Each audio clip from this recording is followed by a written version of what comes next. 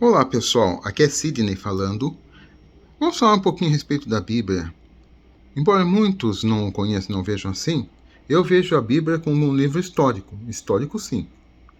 Um livro histórico que trata de uma época. Mas Sidney, você é contra ter existido o dilúvio universal, os judeus na Palestina, os judeus no Egito?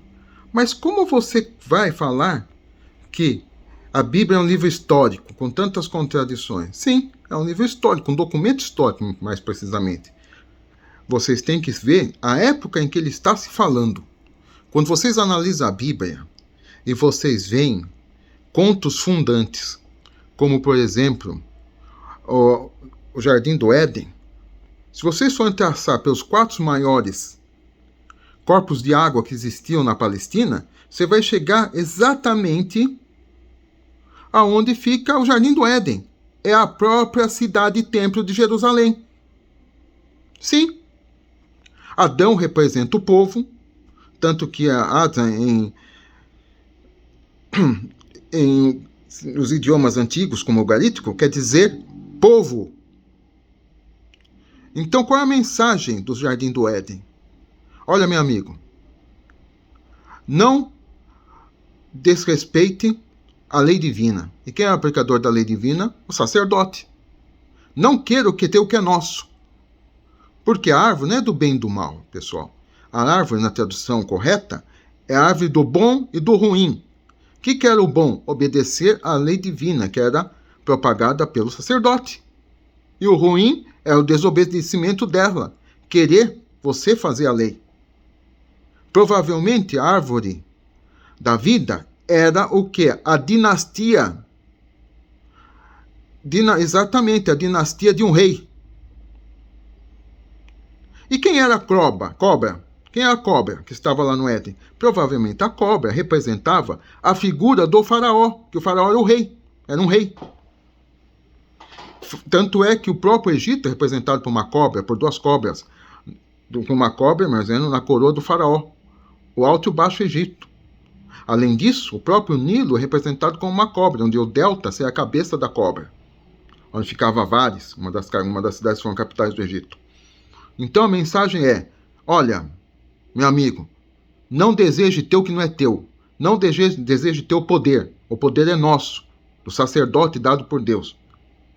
Não queira ter uma descendência dinástica. Não dê um desejo de ser rei.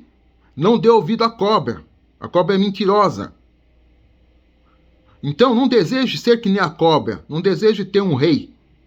Essa é a grande mensagem que você tem numa das partes da Bíblia. O restante é formação do Velho Testamento, do próprio povo judeu, que na realidade sempre foi o povo cananeu. Judaíta, na realidade, era o jebusita, que deixou de ser chamado de jebusita, ser chamado de judaíta. Nunca existiu o reino unificado de Israel e Judá, nunca. É uma tremenda mentira. Israel antiga era o reino de Sequém e posteriormente o reino da Samaria, que na época do controle assírio, em torno de 721 a.C., quando ele foi dominado, elementos da nobreza migraram para o sul, trazendo consigo seus contos e lendas, formando uma identidade nacional.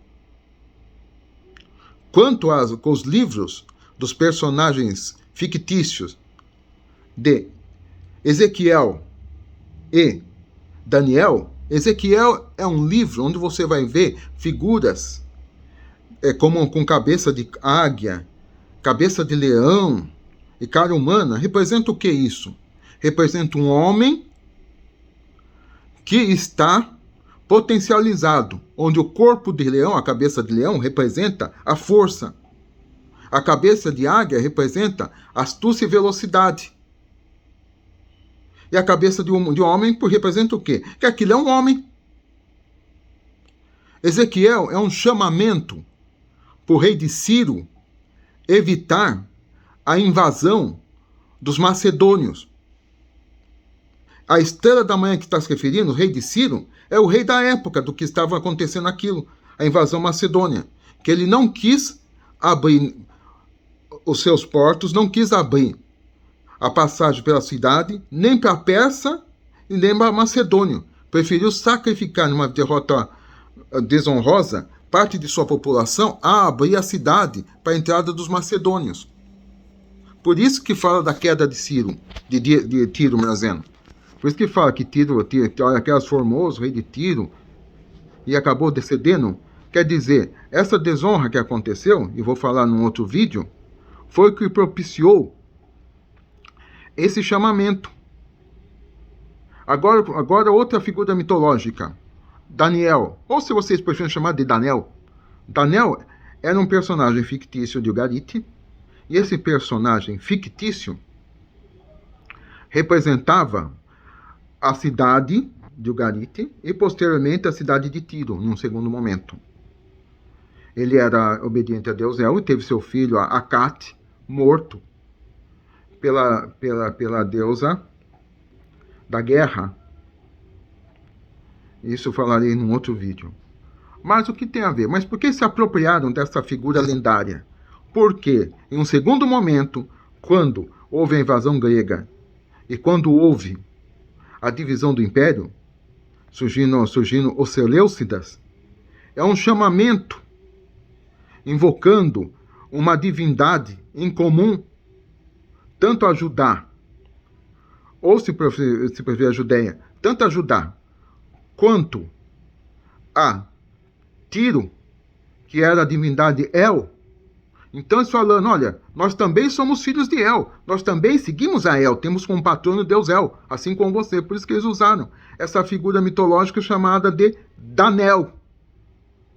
Então, meus amigos, Velho Testamento é todo ele uma formação do Estado judaico, mas uma geopolítica de uma cidade, Estado, que era satélite do Império Persa. O grande Deus, eu sou o Deus desse mundo, é o próprio Deus Ciro, que se julgava Deus do mundo. O grande rei, o grandioso Deus, o querido Deus. Em alguns salmos se refere simplesmente a ele, quando seu querido. Vocês querem um Davi histórico? Pega o rei Ciro. E depois eu falo do Novo Testamento. Um grande abraço para vocês. Até mais.